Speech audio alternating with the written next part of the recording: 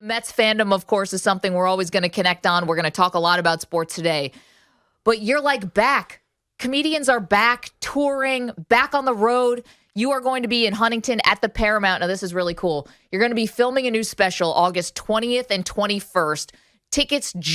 New tickets just got released for that. So you can go to jimbrewer.com and get all of the latest. Like that, and just the fact that you're back. How does it feel? Well, I started in January.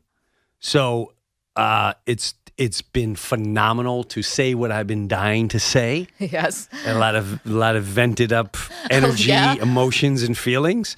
And I wasn't sure how people would take it. But the one thing I realized, from Kentucky to Iowa to California to Arizona, Florida, Mississippi, New Hampshire, Massachusetts, they all react the same way. So I know when I hit Long Island in Huntington on that Friday night, August 20th and the 21st, I think we're going to see a massacre. People just taken out of body bags. I think so. You said you're getting bigger laughs now than you had, like the different laughs and bigger laughs, because we've all been through this, terrible time. It was rough. It was scary. It's still scary for a lot of people. Those are the times I think you need comedy more than ever, and you're tapping into something. Well, I'm tapping into, people want to get out. Yep. They didn't want to get out. They're already starting to hear like, they're going to put us indoors again. They're going to put the muzzle on. Put the muzzle on these people. People want to be out, and when they're out, the ones that are out have been dying to be out the whole time. There's a small percentage like, this is my first time out in 400 months. And that's fine, but the energy is explosive. And what I've been talking about is I get a lot of this.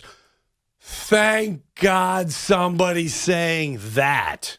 I'm not a political guy. Right. I never got into all that nonsense, but I just call things and try to make it humorous the way I see it. And I won't say I'm shocked, but I'm overwhelmed how many people are on the same level of thinking and feeling and going, oh, thank God he's saying it for us. Well, if you want to hear what Jim's got to say about all that, Huntington, the Paramount, August 20th and 21st, and we're going to talk all about this. Yeah, you're not a political guy. You never even did like impersonations of presidents. That was not your thing, or did you? No, I don't do it. I never you did never impressions. went that I never way. went impressions. I only did people that I imitate and I'm fans of. That's how all that started. Right. That's all that has started. And then if you watch back in the day or even now, they ask you, can you do so-and-so? And I couldn't do anyone. They asked me to do everyone their mother on Saturday Night Live. I couldn't do anyone. Like, I can do Pesci, and I can do, I don't know. Do you guys know Lars Ulrich or Ozzy? No. That's it. That's all I got. You couldn't get Ozzy onto SNL doing Come that. on, I couldn't get him. He wasn't big enough, Maggie. He just wasn't big enough. That's impossible to me. Well, back in the day, I did everything I could, but it just wasn't possible. I said, let's talk about the Mets. Let's talk about the Yankees and Rizzo and Pete Alonso and Polo Bear and whatever, and we'll make it crazy, absolutely crazy. But they didn't want to. And it's okay. I'm all right with that. I got my show. We were fine. Yes, the Osbourne. Yes, I did my special. I'm now told Jack. It's great when she plays like an animal. I love when you said you thought Ozzy Osbourne was actually this like distinguished English gentleman who just hit himself in the face with a brick. Well, that's it. Always look like someone just clobbered him right in the forehead. Yeah, right. All right, now go on stage. Oh, you guys ready?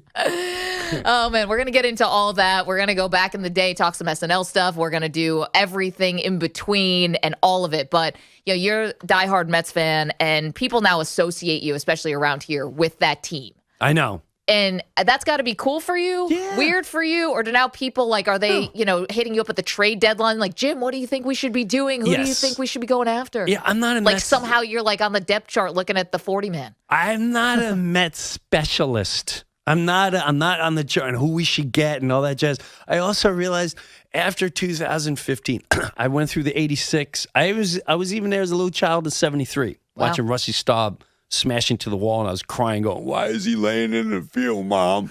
And I'm watching Pete Rose get beat up. I was traumatized. But I'm more of it's like dating someone that's just an alcoholic, and every time they sober up, you turn around and they're in the shed with another bottle of vodka going, "I thought we got over this. Why do you keep doing this to my heart? Why do you keep doing this to my heart?" Well, I was about to feel that way even last night because they had lost the first 2 games to the Marlins. And then last night they take a 3-0 lead. And you're like, all right, finally, Mets scoring first. You're not going to need some crazy comeback. But unfortunately, Familia, who's been excellent, has been excellent. He gives up the tying home run after Carrasco had another good outing, just solid. They're bringing him along slowly. That's totally fine. Basically 2 earned runs over 4 1/3, whatever. But then Familia gives up the homer. They tie the game. And I was like, am I gonna spiral out tonight? Is this going to be one of those nights? And then here comes Javi Baez, the newest acquisition, home run in the 8th inning, and the Mets escape. And now, I can feel okay. He's a fresh air, a breath of fresh air. And I kind of like his little. Now, before he even came on the Mets, I'll go on Instagram and I saw him. There was a big tiff with what team was it? Amir Garrett from the Reds. Yes. Yeah. And I went, I like guys like this. I don't like corporate baseball. You don't like corporate anything. No, I can't stand corporate anything. Flip the bat. Swear once in a while. Get in trouble. Taunt the pitcher as you're going around the bases. How dumb were you? You really thought you could pitch me inside?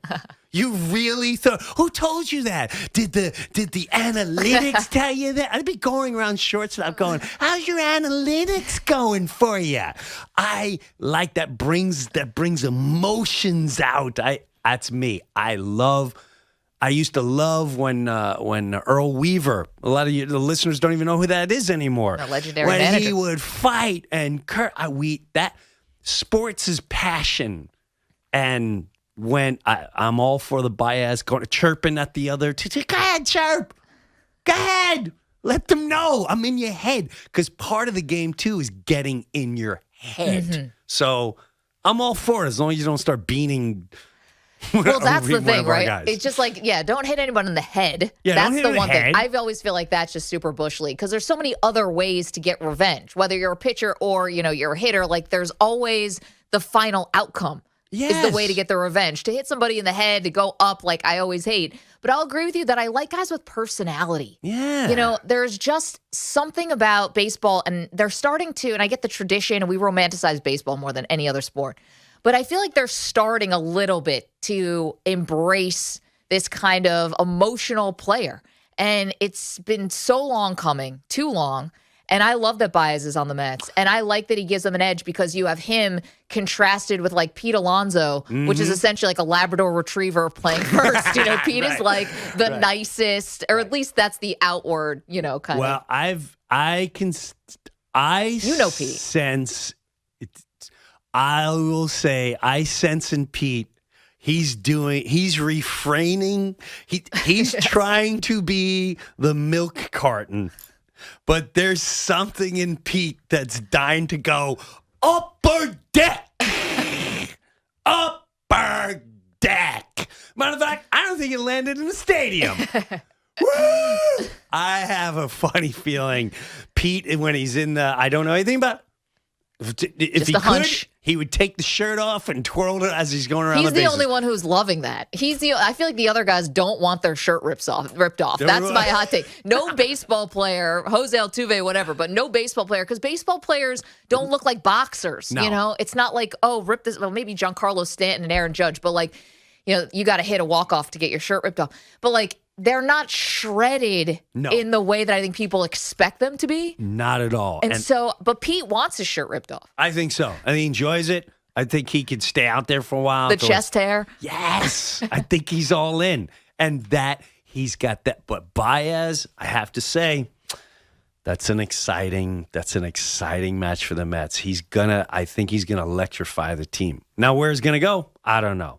And I will say this for the Yankee fans. Okay. I was very excited they got Rizzo. Love Rizzo. I love Rizzo.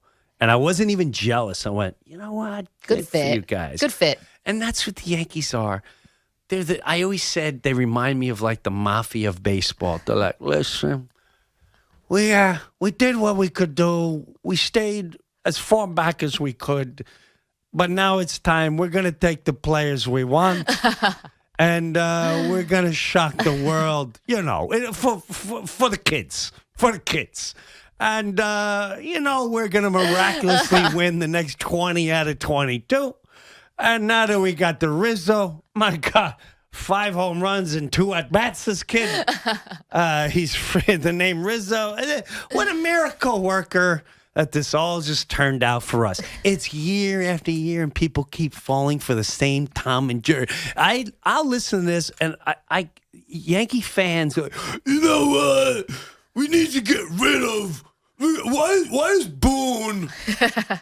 They hate Boone. And I'm like, listen, dummy. Dummy, listen. Go on vacation, come back in October. And no matter where they are in July, where they are in August, if you leave August and the Yankees are 14 games out, come back in October and you go, they're in the playoffs. Duh. The Mets, however. Yeah. I know. You never know. It's like being on that game where they're like, oh, do you want A, B, or C? What behind the door? And you're going, oh, my God. What kind of heartbreak am I in store for? Oh, my God. Now, one of them is straight to the championship, and one of them is full-blown debacle. We're talking about Diaz giving up 14 home runs in the next month. And just the worst, horrible losses ever. No, but this has been as, I want to say, agitated as I've ever seen Yankee fans. This year, it's been agitated. First of all, I think a lot of them never really loved Boone.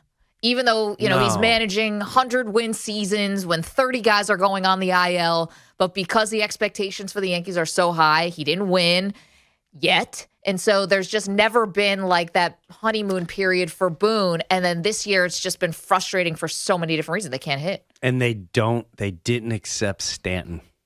They still don't accept this poor guy. No, I think most Yankee fans would say if we could do it over again, don't do the trade. Don't do that trade. They're like, he's not a Yankee. You know how many Yankee fans like, I didn't want him. Like, you had a choice, dummy. I didn't. When I heard they got Stanton, I said, I don't want him. You don't get a choice. All right? This is the helplessness of being a fan. You're in the backhoe building a pool. You don't get to call up Cashman and go, hey, listen, man, I don't want Cash. We don't need Stanton. Guy's kind of one-dimensional. I know he hits 40 home runs every year. I'm like, well, we don't want him. Oh, okay. Thank you. What's your name? Charlie? Thanks, Charlie. Thanks for your input. I can foresee some injuries maybe taking place here. Might want to stay away. Yeah. You might want to not throw low and outside to him every 0-2 count. Meanwhile, they put a hurting on the Orioles the last 2 games. So maybe God. Yankee fans, I know. But that's to be expected. But that's okay because everything has been so unexpected for the Yankees this year, from Aroldis Chapman's, issues that he seems to be over now, which is great, to guys not hitting, not playing up to their potential. When things go right in Yankee land, even for a couple days, and you can't even say go right, Garrett Cole, Jordan Montgomery, unfortunately, have COVID right now. But you put a little hurting on the Orioles, and it feels like the universe is back on its axis. Like things are right again. Listen to me, Maggie. Listen. This is the Yankees game plan every year. Yes. Okay, I played wiffle ball in my yard every Wednesday. All right, and I'm the bet. I don't mean to fluff my own face, but I'm the guy. All right, you're the Anthony Rizzo of this backyard game. I'm the guy. All right, so we always have to try to even the team, put more guys in. We played this Wednesday, and someone was on my team that I didn't expect, and the kid was he was a monster. The minute he was on the team, I started batting opposite, knowing like it's just not nice and fair if I'm. You turned it around. Yeah, and went left ear. He's gonna be in the left field. I'm gonna ease up. The Yankees. I'm telling you, Boone, Cashman, they get everyone in the clubhouse. They're like, listen, we're just gonna go on vacation, enjoy your kids. Stanton, swinging everything low inside, get hurt, take some time up. We're going to make some big splashes, and then we're going to start playing around like August. And then it's game time. And we're like, that sounds great. They're going to lock in. Chapman, just don't listen to the radio. Don't listen to Tom and Chad, who are going to call in and say this is the worst Yankee season ever. Don't worry about it. We start in August. You guys up for it? Yeah. Oh, wow. The Cubs just gave the Yankees. They gave it to them. They didn't give it to them like, listen, we made a deal. You Chicago was allowed to win for this many years. You got your trophy. Now you give it to us. We gave this to you in New York. You're Chicago. You give this to us. Who you want? You want this kid over there in AAA? Go ahead. Listen, we'll send his family some food. And we got Anthony, and he's going to be Paul O'Neill and everyone else. Okay, here we go. I'll see you in October. Stop it, Yankee fans. Stop it. They got Gallo, too. Gallo. I'm not even going to mention Gallo. Stop it. Stop it, Yankee fans.